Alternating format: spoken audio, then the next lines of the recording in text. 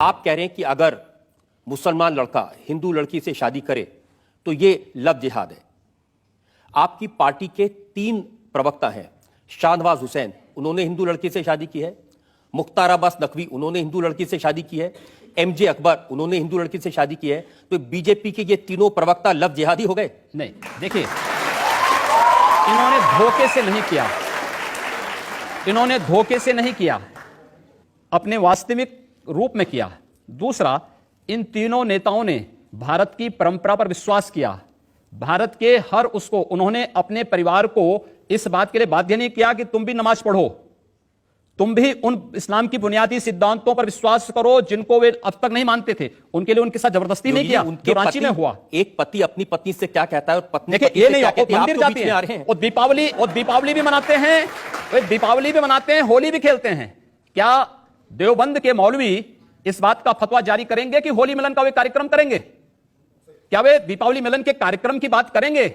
नहीं कर सकते, मैं जानता हूं नहीं करेंगे।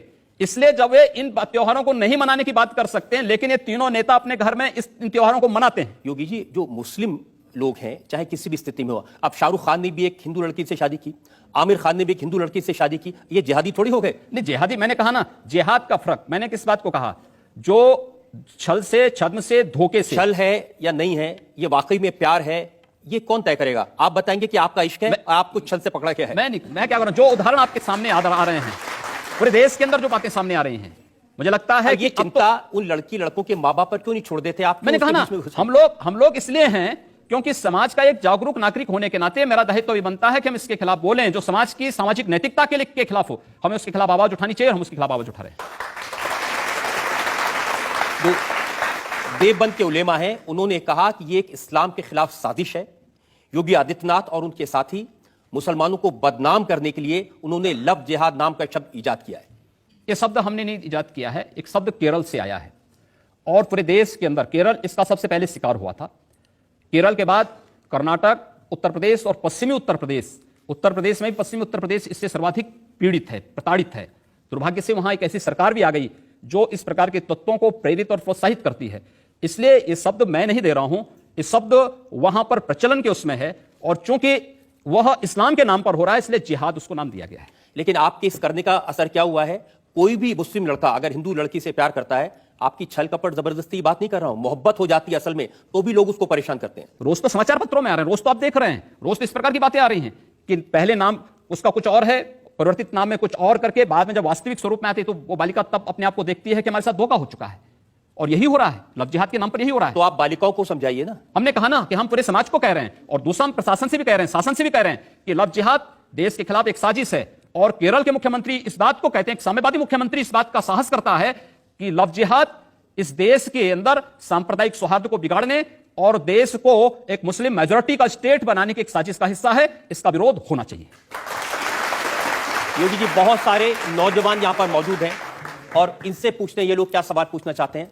सर, मेरा सवाल ये था कि हम कैसे फर्क पता कर सकते हैं कि कोई हिंदू लड़की मुस्लिम से प्यार करती है, वो लव जिहाद है या फिर सच्चा प्यार है? आप लोगों को इस बारे में भी ध्यान रखना पड़ेगा कि जो उपनाम के आधार पर धोखा हो रहा है, ये इस बात को ध्यान में रख करके किया जाना चाहिए कि उसकी आइडेंटिटी पहले पूरी मालूम हो जाए। हिंदू परंपरा में क्यों देखते थे कि 7 पीढ़ी पूर्व का पूरा इतिहास निकालते थे। बायोडाटा निकाले फिर प्यार करें। बिल्कुल, पहले बायोडाटा निकाले, देखें उसके बारे में पूरी जानकारी लें। उसके पीछे उसमें कोई आतंकी भी हो सकता है, कोई समाज विरोधी भी हो सकता है। योगी जी, ये बताइए कि आपने कभी किसी से प्यार किया है? देखिए, मैं एक सन्यासी हूं, मैं केवल भारत माता से प्यार करता हूं और मुझे लगता है कि इन सब बच्चों को प्यार करता हूं। मैं इसलिए पूछ रहा हूं क्योंकि जब आपने इश्क नहीं किया, मोहब्बत नहीं की, तो आपको क्या मालूम जब कोई किसी को दिल देता है तो उसका बायोडाटा थोड़ी पहले पूछेगा। ऐसा नहीं, देखिए, सवाल यह है कि आप अपने पूरी जिंदगी के बारे में शादी ब्याह को केवल 2 व्यक्तियों का मेल मिलाप नहीं मान सकते। यह समाज की वो आधारशिला आप खड़ा करना चाहते हैं जिस पर इस राष्ट्र का भवन तैयार होना है। आप इसको केवल एक दिन का खेल नहीं है प्यार, यह जीवन भर चलने वाली एक प्रक्रिया है और उस पर आधारित जो व्यवस्था होगी उस देश की नींव बनेगी।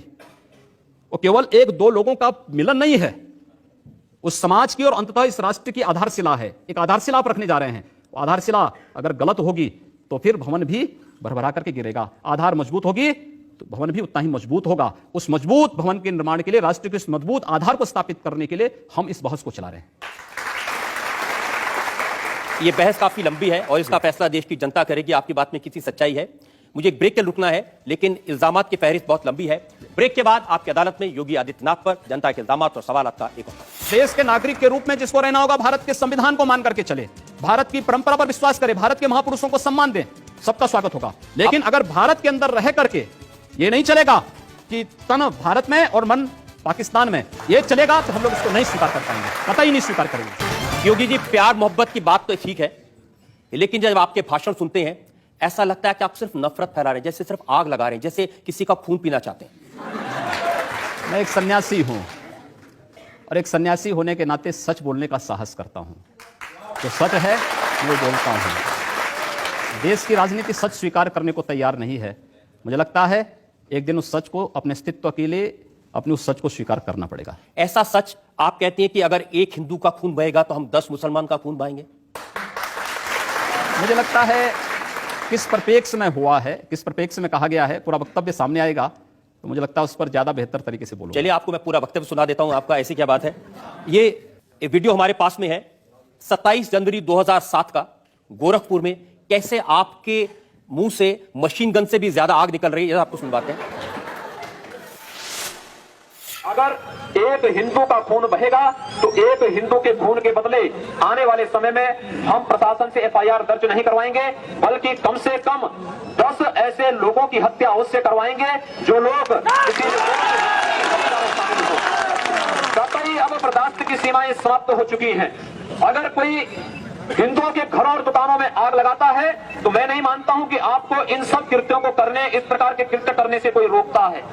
बंधुओं, ये सब सीमाएं स्वाभिमान और सम्मान की पराकाष्ठा को तोड़ती जा रही हैं और आज आप सबको इसके खिलाफ अपनी लड़ाई को लड़ने की तैयारी करनी चाहिए। मैन जी, पूरे फ्लो में बोल रहे हैं आप।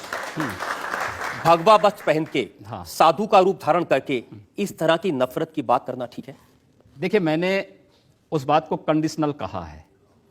अगर कोई आपको मारेगा तो मुझे लगता है कि सामने कोई मानव होगा तो उस मानव को आप ये मान सकते हैं कि आपने एक थप्पड़ मारा, आप दूसरा थप्पड़ भी सहन कर सकते हैं। लेकिन अगर सामने दानव है तो अगर मारना एक हाथ से मारता है, दूसरा हाथ से इसका जवाब भी दीजिए। मैं एक सन्यासी हूं। अगर हमें शास्त्र की का प्रशिक्षण दिया गया तो शास्त्र के साथ साथ शस्त्र का भी। अगर हमारे हाथ में, एक हाथ में माला है तो दूसरे हाथ में हम भाला लेकर के भी चलते हैं, जिससे समाज को शिष्ट भी किया जा सके और दुष्टों को उनके कृत्यों की सजा भी दी जा सके। एक सन्यासी का सही कर्तव्य होता है।